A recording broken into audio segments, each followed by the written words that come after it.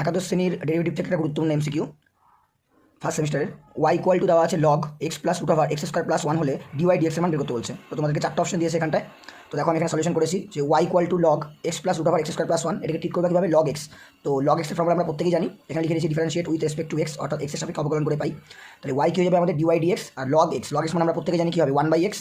এবার যেহেতু এটা এক্স ছিল না, তাহলে এটা আবার ডেরিভেটিভ হবে, তাহলে d dx of x plus root over x square plus one, dy dx যেমন ছিল তেমনই থাকলো, ইকুয়াল টু এটাও যেমন ছিল তেমনই থাকলো।